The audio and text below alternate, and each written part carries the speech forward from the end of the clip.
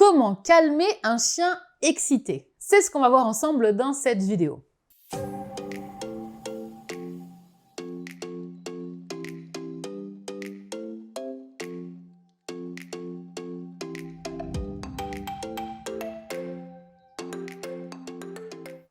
Bonjour et bienvenue sur ma chaîne YouTube. Je suis Pauline de Barba, éducateur canin professionnel et aujourd'hui, on va voir ensemble comment faire pour calmer un chien excité. Si vous avez un chien excité, il y a 4 choses à faire que vous pouvez mettre en place très rapidement pour lui permettre d'être beaucoup plus calme.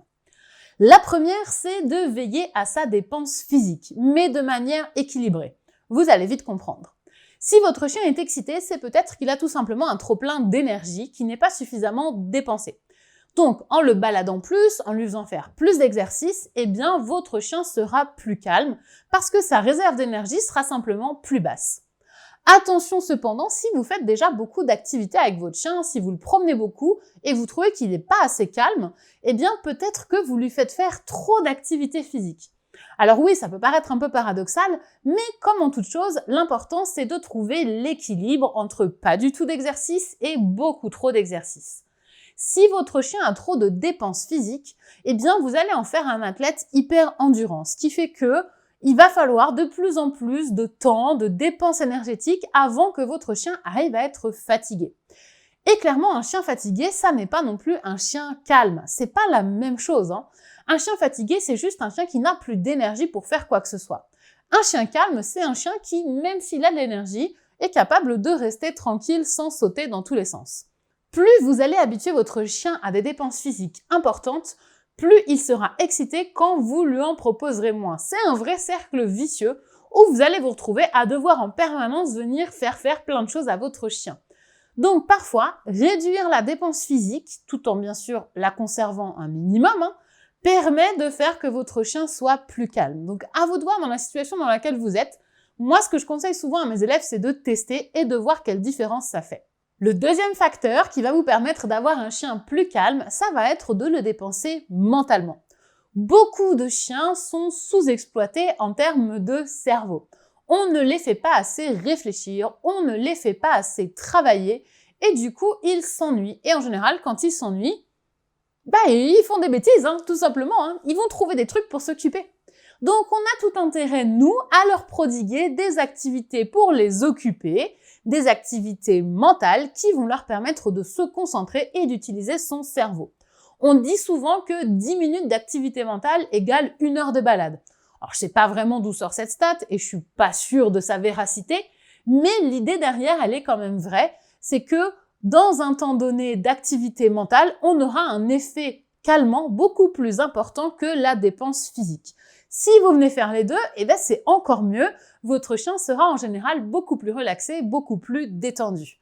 Quel type de dépense mentale vous pouvez proposer à votre chien? Il y en a plein.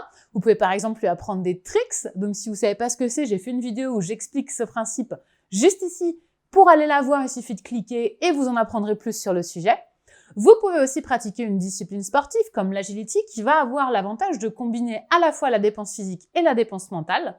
Vous pouvez aussi proposer à votre chien des jeux d'intelligence qui vont consister à réussir à trouver une friandise en devant soulever ou tirer des petits objets sur un plateau.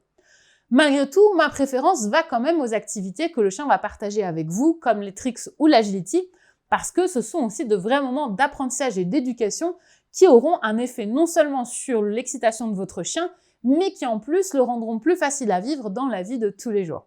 Le troisième facteur à prendre en compte pour avoir un chien plus calme, ça va être d'éviter les pics d'excitation. En effet, l'excitation appelle l'excitation. Si votre chien s'excite régulièrement dans la journée, s'il a plein de moments où il est complètement zinzin, il va avoir de plus en plus de mal à se poser. Pour avoir un chien plus calme, il faut éviter de lui proposer trop de choses excitantes. Ça veut peut-être dire qu'on va diminuer le nombre de moments où le chien va jouer si le jeu le rend particulièrement excité. Ça va vraiment dépendre en fait de chaque chien. Et là, je peux pas vous dire exactement pour votre chien ce qui va être le plus important.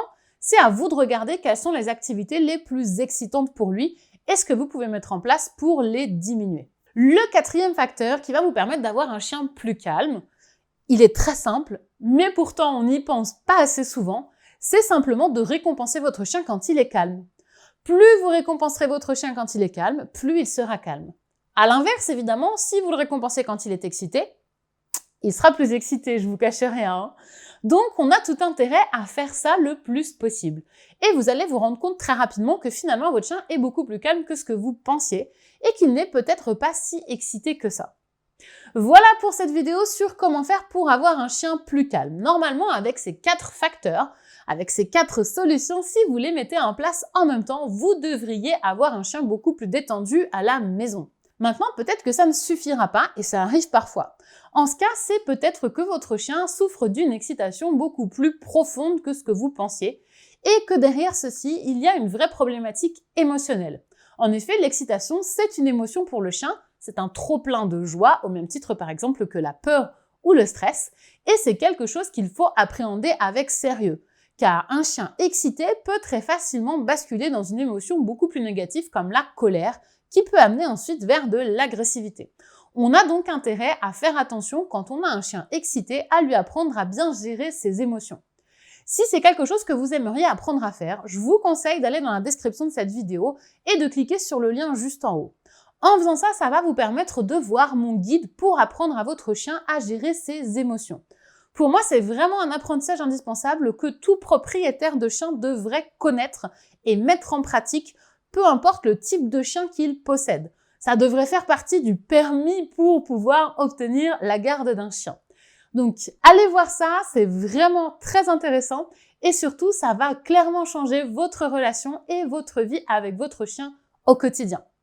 Voilà pour cette vidéo, j'espère qu'elle vous a plu. N'hésitez pas à la liker si c'est le cas. Pensez aussi à la partager, ça fait toujours plaisir.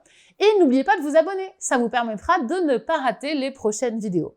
C'était Pauline de Barba pour Décliquer des chiens. Je vous dis à très bientôt pour Parler Chiens.